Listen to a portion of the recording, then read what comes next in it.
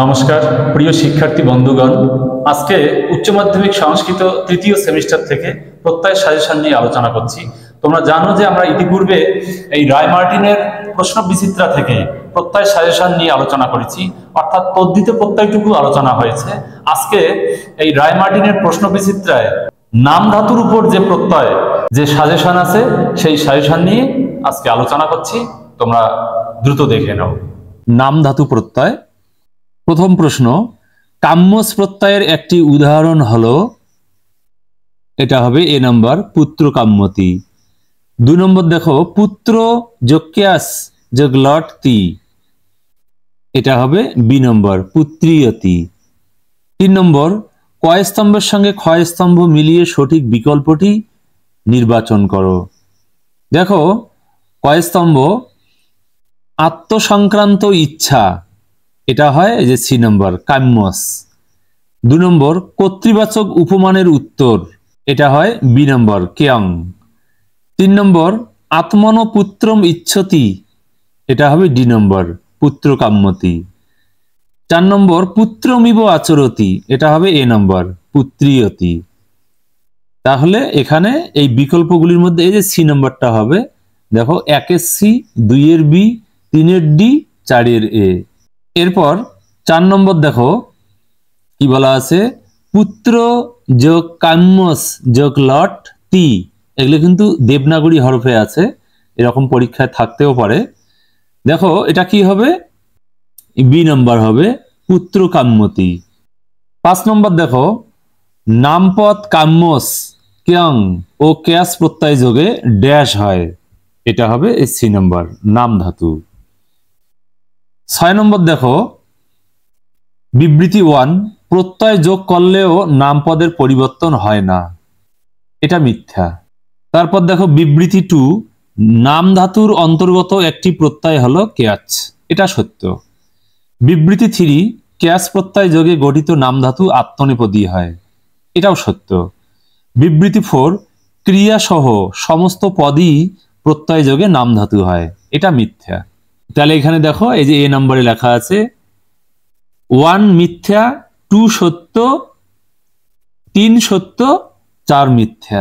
তারপর 7 নম্বর দেখো পিতা ইব আচরতি, এর এক পদটি হবে, এটা হবে এ নম্বর পিতৃয়তে।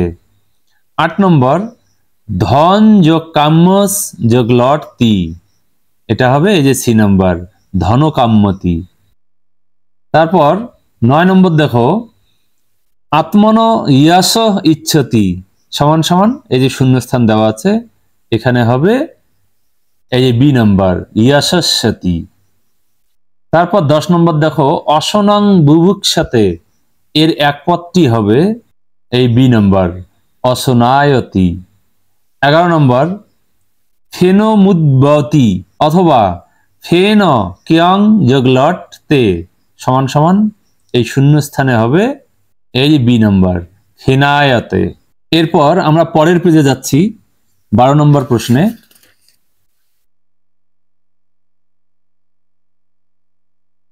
দেখো 12 নম্বর প্রশ্ন, কয় স্তম্ভের সঙ্গে ক্ষয় স্তম্ভ মিলিয়ে সঠিক বিকল্পটি নির্বাচন করো।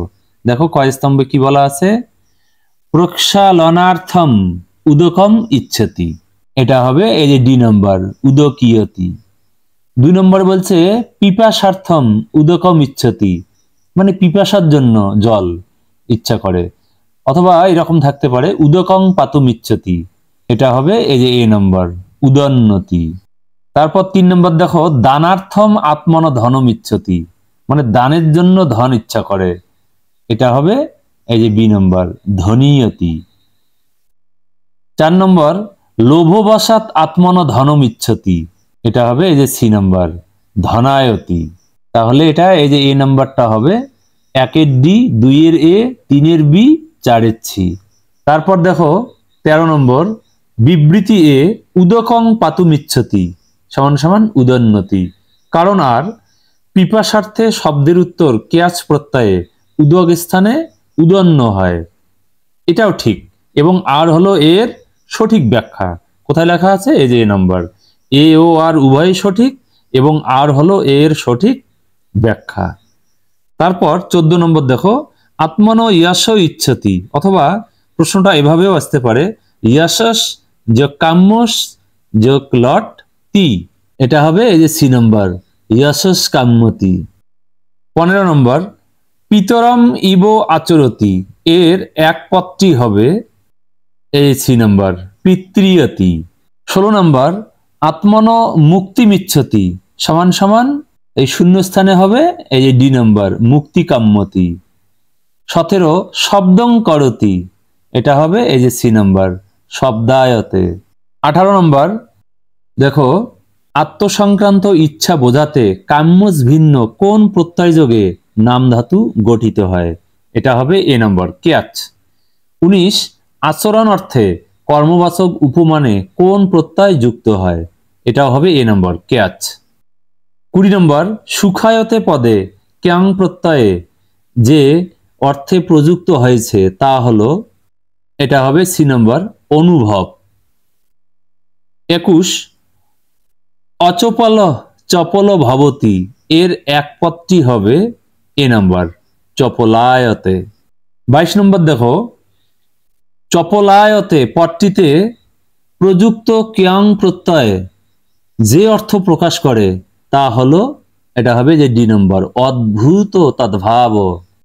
23 নম্বর নমস্যতি তপস্যতি প্রভৃতি পদগুলিতে যে প্রত্যয়যোগে ধাতু গঠিত হয়েছে তা হলো এ নাম্বার ক্যাচ।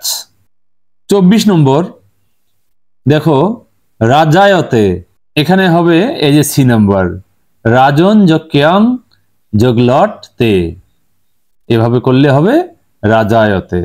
তারপর 25 নম্বর দেখো নাম বা শব্দ যখন বিশেষ প্রত্যয়যোগে ধাতুতে পরিণত হয় তখন তাকে কি বলে, এটা হবে এ নাম্বার নাম ধাতু। তারপর 26 নম্বর দেখো সুখম অনুভবতি, এটা হবে সুখায়তে, এই যে ডি নম্বর। 27 ধূমম উদ্বমতি, এটা হবে এ নম্বর ধূমায়তে। 28 নম্বর দেখো কাম্যস প্রত্যয়ন্ত নাম ধাতু ড্যাশ হয়, এখানে শূন্যস্থানে হবে এই যে বি নম্বর পরস্মৈপদী। 29 নমঃ করতি, এটা হবে এই যে সি নম্বর নমস্যতি। 30 নম্বর রাজনী ইব আচরতি, এটা হবে এই যে ডি নম্বর রাজন্নতি। তারপর 31 নম্বর দেখো সঠিক রেখাচিত্রটি হলো, এখানে দেখো ক্যাশ প্রত্যয়ান্ত শব্দ, এই ক্যাশ প্রত্যয়ান্ত শব্দ 4টা উদাহরণ দেওয়া আছে, কোন উদাহরণগুলো সঠিক হবে, এই 1 নম্বরটাই ঠিক হবে। দেখো ক্যাশ প্রত্যয়ান্ত শব্দ ধনায়তি রাজিয়তি ধনিয়তি, এই প্রথমটাই ঠিক আছে, তাহলে এই যে এ নাম্বারটাই হবে। তারপর 32 নম্বর দেখো